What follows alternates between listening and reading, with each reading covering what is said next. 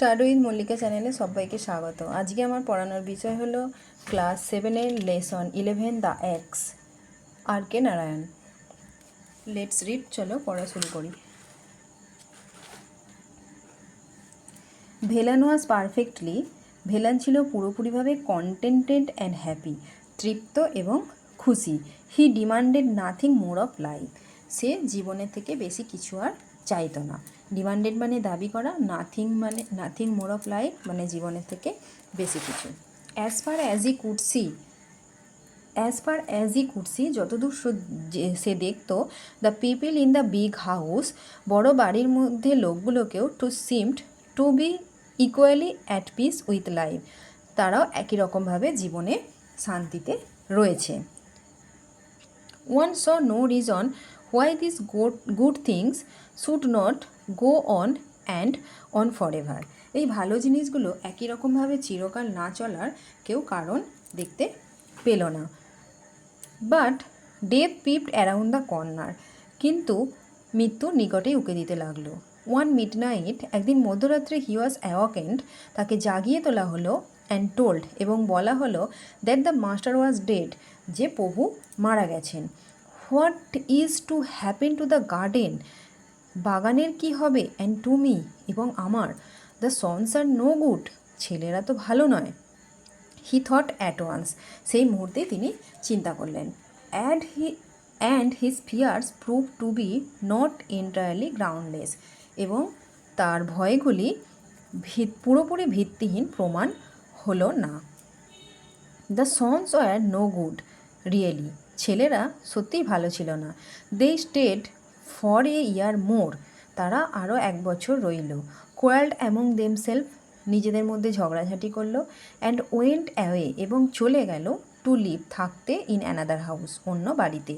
এ year letter সাম আদার family, 1 বছর পরে অন্য ফ্যামিলি, কেম ইন অ্যাজ টেনান্টস, এলো ভাড়াটিয়া হিসাবে। দ্য মুভমেন্ট দেই স ভেলান, যেই মুহূর্তে তারা ভেলানকে দেখেছিল, দে সেট, তারা বলেছিল, ওল্ড গার্ডেনার, পুরনো মালি, don't be up to any tricks, কোনো রকম চালাকি করার চেষ্টা করো না। We know the sort you are, আমরা তোমাকে ভালো করেই চিনি। উই উইল স্যাক, আমরা তোমাকে বরখাস্ত করব। আমরা তোমাকে বরখাস্ত করব। If you don't behave yourself, যদি তুমি নিজেকে না শোধরাও। Velan found life intolerable, Velan বুঝতে পারল জীবন দুর্বিষহ। This people had no regard for a garden, ওই লোকগুলোর বাগানের প্রতি কোনো নজর ছিল না।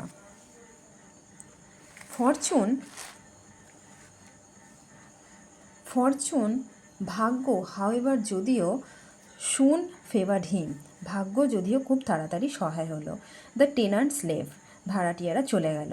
The house was locked up for a few years, ওই বাড়িটি কিছু বছর তালাবন্ধ হয়ে পড়ে রইল।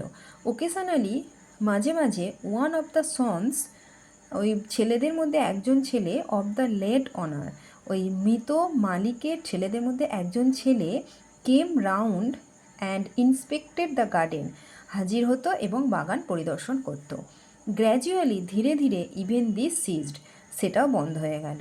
দে left the keys of the house with Velan, তারা ভেলানের কাছে চাবি রেখে দিল। Occasionally a prospective tenant came down, মাঝে মাঝে সম্ভাব্য ভাড়াটিয়া আসতো। হ্যাড দ্য হাউস ওপেন্ড, বাড়ি খোলাতো। অ্যান্ড ওয়েন্ট অ্যাওয়ে, এবং চলে যেত। After remarking that it was in ruins, এই মন্তব্য করে যে বাড়িটার তো ভগ্নদশা। A year later another tenant came, 1 বছর পরে অন্য একটি ভাড়াটিয়া এলো। অ্যান্ড দেন অ্যানাদার, এবং তারপরে অন্য। অ্যান্ড দেন দ্য থার্ড, এবং তারপরে তৃতীয়। No one remained for more than a few months, কেউ কিছু মাসের বেশি থাকলো না। And then the house acquired the reputation of being haunted, এবং তারপরে ওই বাড়িটি ভূতের বাড়ির খ্যাতি অর্জন করলো। অ্যাকোয়ার্ড মানে খ্যাতি, এখানে হবে কুখ্যাতি, ভূতের বাড়ি কুখ্যাতি অর্জন করলো। Even the owner dropped the practice of coming and seeing the house, এমনকি মালিকরাও বন্ধ করে দিল আসা এবং বাড়িটিতে আসা এবং দেখা। Velan was very nearly the master of the house now, Velan এখন বাড়িটির প্রায় মালিক হয়ে উঠেছে। The keys were with him, চাবিগুলি তার সঙ্গেই ছিল। He was also growing old, সেও বুড়ো হচ্ছে। When the mood seized, he was also growing old, সেও অনেক বুড়ো হয়েছে। When the mood seized him about once a year, যখন তার মনে হতো, he opened the house and had the floor সুইপড and স্ক্রাবড, যখন তার মনে হতো সে বাড়িটি খুলতো এবং পরিষ্কার করতো, মেঝেতে এবং ঘষাঘষি করতো। But gradually he gave up this practice, ধীরে ধীরে সেও এই অভ্যাস বন্ধ করে দিল। He was too old to bother about this things, এই সমস্ত ভাবার ক্ষেত্রে সে ছিল অনেকটাই বৃদ্ধ।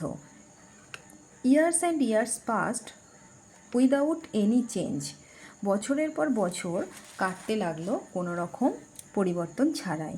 ইট came to be known as the ghost house, এটা ভূতের বাড়ি বলে পরিচিত হলো। অ্যান্ড পিপিল অ্যাভয়েড ইট, এবং লোকেরা এটাকে এড়িয়ে চলতো।